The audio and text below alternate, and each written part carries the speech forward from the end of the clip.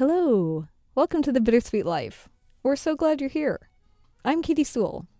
I've been working in radio for over 15 years. A few years ago, I took a risk. I quit my job. My job as the lead producer of a daily public radio show. And I moved to Rome. Just for a year. And that is where this show began. And Rome is where my co-host Tiffany Parks lives, although she grew up here in Seattle with me. We met on the school bus in the 6th grade. And now we host this show together, for you. Whether you boldly moved overseas like Tiffany did, or reluctantly moved, with much anxiety and regret, like I did. And this isn't just a show for expats. It's a show for repats and explorers and people trying to get their courage up to do something new. It's a show about taking risk, trying new things, about exploration and discovery, about learning to fit in. Questions of home, questions of belonging, of what we want from the life that we have, about what we want to see, about how we want to change. Each show has a theme, so you can jump around if you wish. Or better yet, subscribe on Apple Podcasts, or wherever you get your shows, and join us for the entire journey. The early episodes where we are both in Rome, the current episodes where I'm in Seattle and Tiffany is in Rome, and the future episodes when I move temporarily again to New Orleans. Join us, subscribe, tell your friends, and let us be your friends on your journey.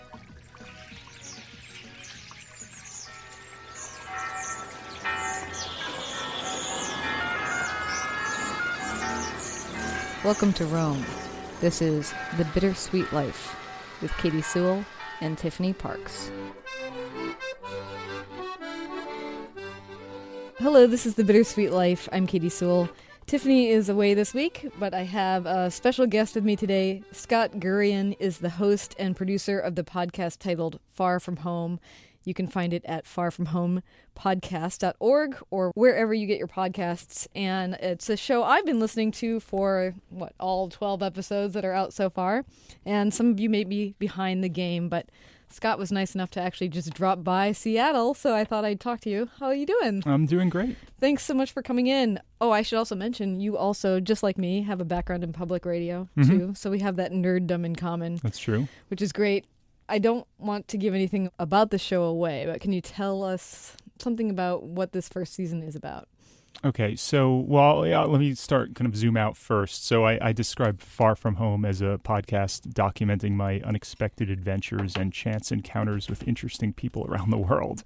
Okay. And so on this first season, I've always loved traveling. I love going out of the country to different places. I've always loved experiencing different cultures. And as a reporter, when I've done radio in the past, the coolest experiences I've ever had have been when I've been traveling, doing reporting abroad in other countries. I went to Haiti after the earthquake a number of years ago. I've been in Mexico and a bunch of different places.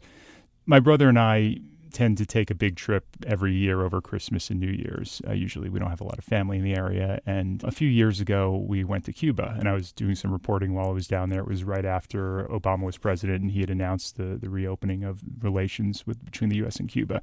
And so while we were down there, we were in a tour group, and we met this woman, Rosie, who was from Australia. She was there with her husband, Alan, and we became good friends with her. And all of us in our tour group kind of bonded because our guide he was not a very good guide. He kind of abandoned our whole tour group at one point, so we all kind of bonded together. And so after the trip, we kept in touch with Rosie and her husband Alan and on Facebook and so forth. And a few months later, she contacted us and she said, "Hey, I'm planning this big trip with my best friend Jane, who lives in the UK. Do you and your brother want to join us?" And we said, "Sure." Rosie was planning on going on this road trip, driving about 11,000 miles from London all the way to Mongolia. It's a part of our annual event called the Mongol Rally. This takes place every year. There's several hundred teams that do it every year. They raise money for charity. It's not a race, but you basically just try to get from the beginning to the end without your car breaking down too badly. And you don't all go together. You all start at the same place, you end at the same place, but you choose your own route in between. So in past years, some teams have actually started in London and they've taken detours all the way up through Scandinavia, north of the Arctic Circle, and then came down. We decided to take a route that was similar to what many of the teams did, what they call a southern route. So we went southeast through Europe and then across Turkey, Iran, and then all the stands, and then up through Mongolia, and eventually actually it ended right just above Mongolia in Siberia. So I decided to launch this podcast. It seemed perfect for a podcast. There's so much to document when you're going on a trip like that. And not just the trip itself, but even all the preparations. It basically took us a year to plan between, how we first decided to do it, how the whole trip came about, and then buying a car, in London. The car was in London, so in the UK. So the steering wheel, of course, was on the other side. Neither my brother nor I knew how to drive stick. So that was a whole, learning curve and learning basic car repairs, getting all the visas we needed to get, planning the route. There's just so much that went into it. There's some rule about what kind of car you can drive, right? Yes. So the organizers of the event, there's not a lot of rules of the event, but there are a few. One of them is you have to raise at least 1,000 British pounds for charity. Another rule is that there's no support on the road. If you break down somewhere, you're lost. There's no one you could call back in London to help you. You've got to basically figure it out on your own. And the other kind of main rule is that I guess a road trip from London to Mongolia through 18 countries or whatever wouldn't be exciting and challenging enough on its own. Right. So they make all the teams drive in basically a little tiny crappy car. You choose what car you want, but it has to have an engine of 1.2 liters or smaller, which for people who don't know anything about cars, for comparison, I drive a Toyota Prius back home in New Jersey, and that's 1.8 liters. So 1.2 liters or smaller is basically like a little hatchback. A car that's definitely not made to drive a quarter of the way around the planet. It's a car that someone described to me. It's like an old lady would drive to, go pick up her groceries around town. Yeah, I know that in one of the earlier episodes, you talk about trying to buy a car while being overseas. Yeah, that was a challenge. Yeah. Can you tell us what car you ended up with? What kind of we car? ended up with a Nissan Micra, which they don't have here in the States. I think they have it in Canada. It's popular in Europe. They have a lot of smaller cars in Europe, and I think they have them in Japan as well. It's, again, like this little tiny hatchback.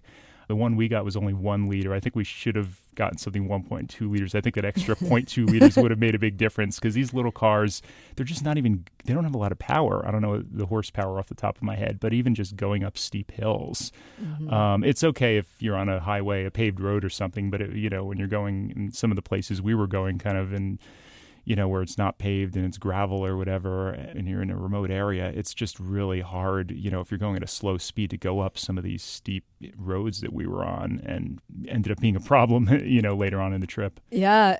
There's so many different things about this trip that could give you pause when Rosie suggests that you do it, not to mention driving as far as you're going to driving in a little tiny car that's likely to break down, going through a whole bunch of countries that you've never been to before. Right.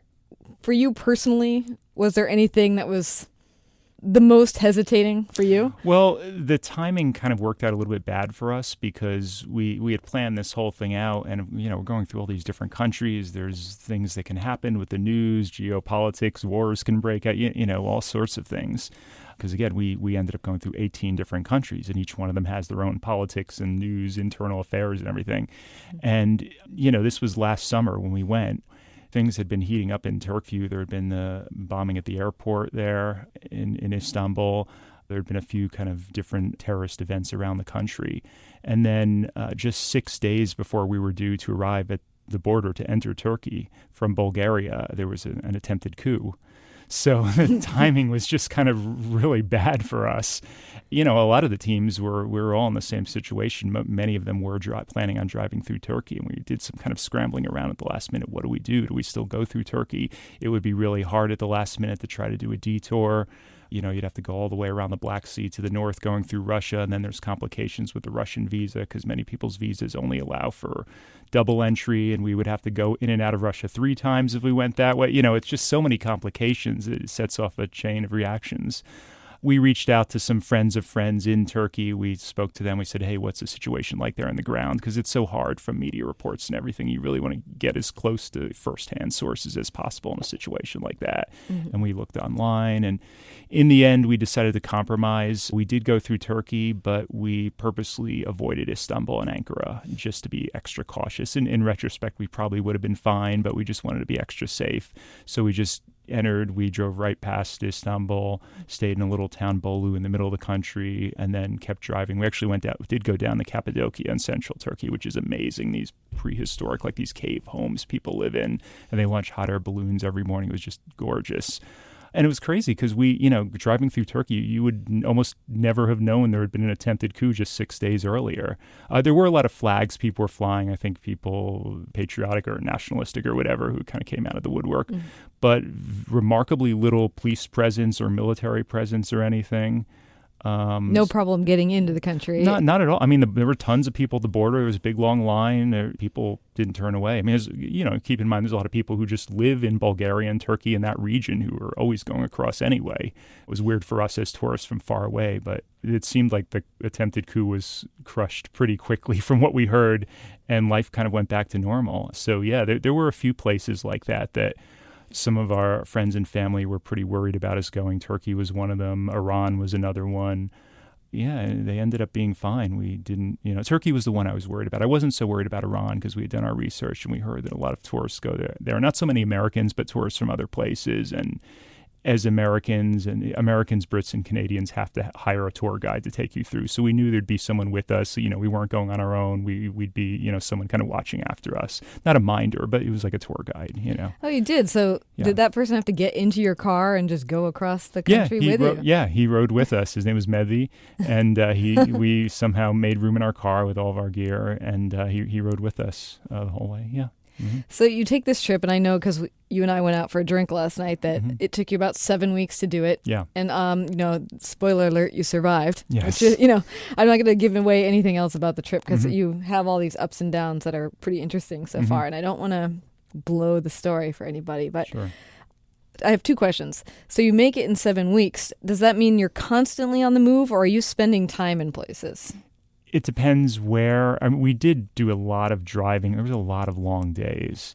Part of the problem was just these cars, like they were slower than, a regular car. I mean, especially if you're, on kind of hilly terrain and the roads weren't always, it depends on the country. Like Turkey, the highways were excellent, but then like Bulgaria, Romania, they were pretty bad. And in Iran, it wasn't so good always. So it took us a lot of time to get places, and we ended up being on the road. We were driving most days.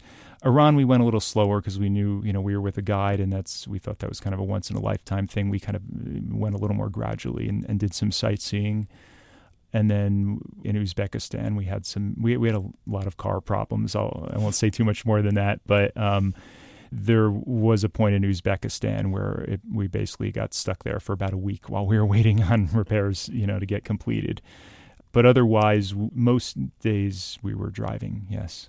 That's a lot of sitting. It is. Like if it were up to you as a person who travels a lot and reports a lot, was it harder to report? Was it more frustrating than you would have expected? I would definitely like to, if I ever did a trip like this again, I would definitely like to go at a much slower pace. I mean, granted, just the nature of this trip, we met all kinds of people, had crazy experiences and adventures.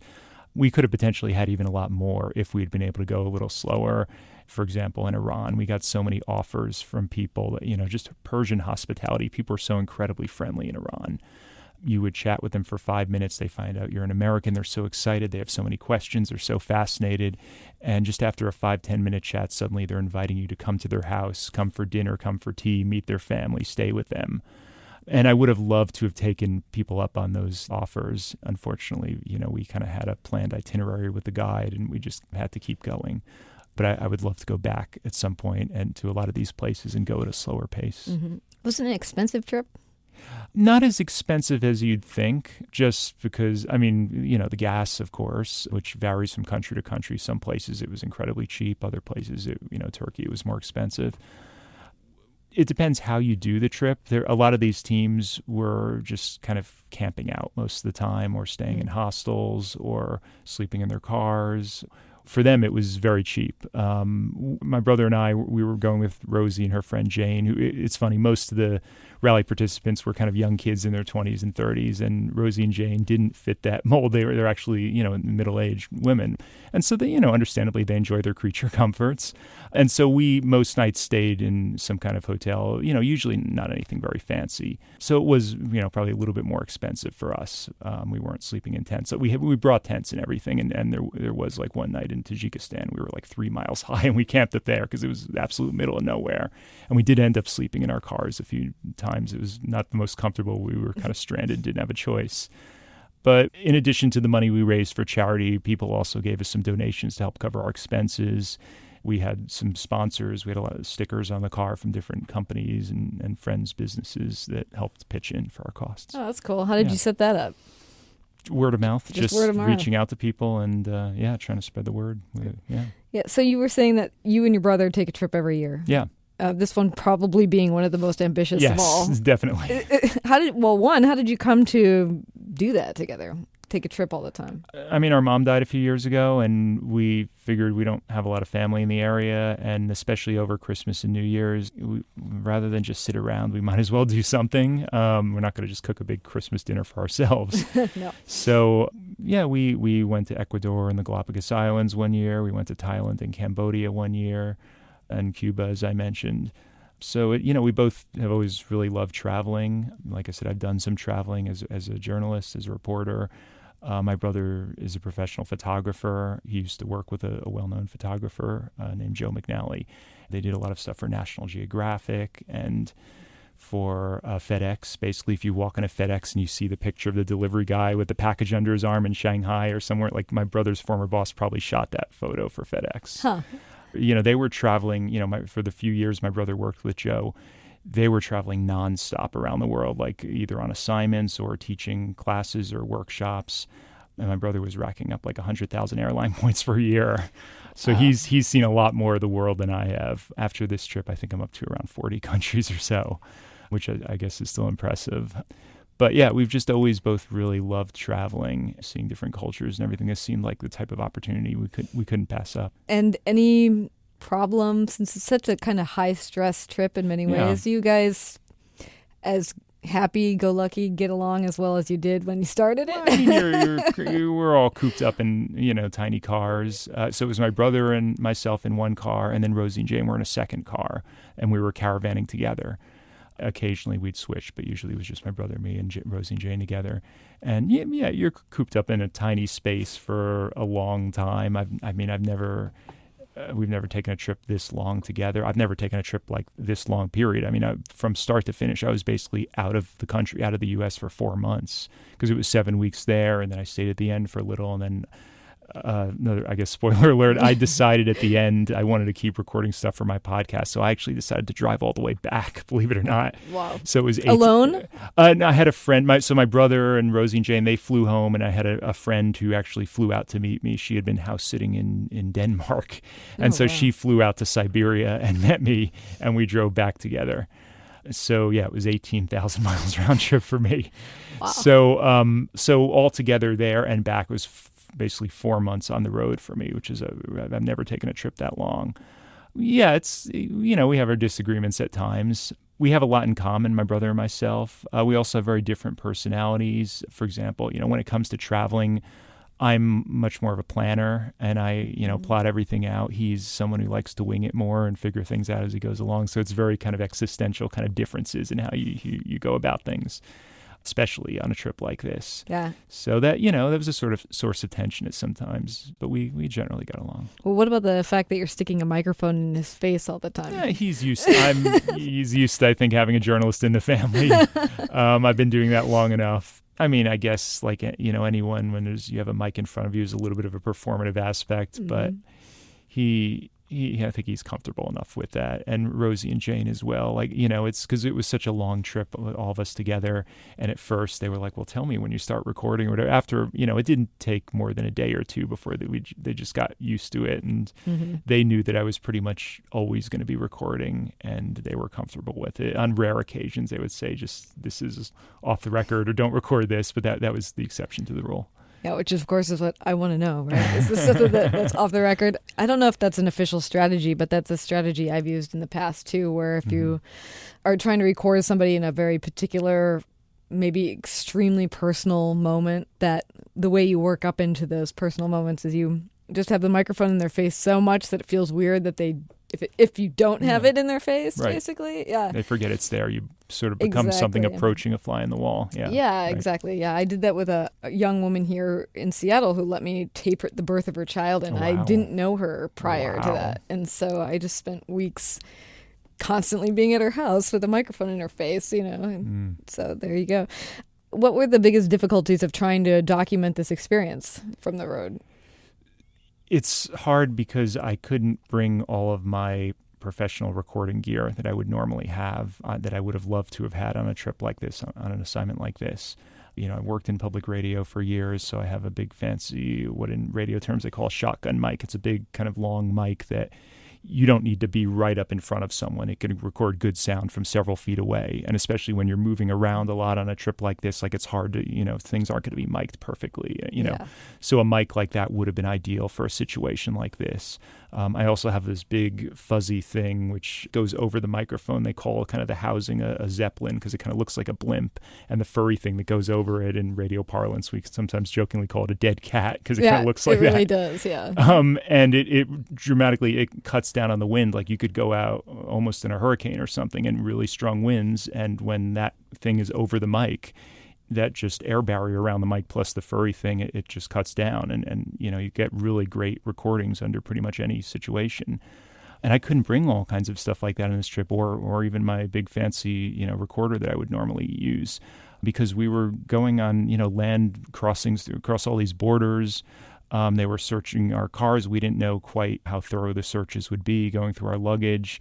I didn't want to be flagged as a journalist. I didn't apply for a journalist visa. If I had, I might not have gotten into many of these countries, places like Iran, Turkmenistan, Uzbekistan, countries that traditionally aren't necessarily friendly to journalists or, it just would have made the situation a lot more difficult. So I couldn't bring all of my fancy gear. I had to bring much smaller, more discreet gear that didn't look as professional, sometimes even just record with my iPhone to kind of go a little bit undercover, just not to raise eyebrows or, I didn't want people to notice me, basically. If I had walked up to people and, always said, well, okay, I'd like to do an interview with you now. Like, I'm going to take out my gear and the vast majority of what I got, I wouldn't have been able to get. I didn't lie to people, and you feel it out on a case-by-case basis, and judge how to go about it. But it was definitely raised some challenges and difficulties that I wouldn't normally encounter just recording back home under normal situations. So, but you weren't, or were you recording people without them knowing? No, it depends on the situation. If it was like an interview without, I was interviewing someone, I would let them know. Or I'd have the mic right there. I mean, it was pretty obvious. They could see that. There was sound, like going across borders sometimes. I was just recording the sound of that. And, normally that's not a place you'd be allowed to record.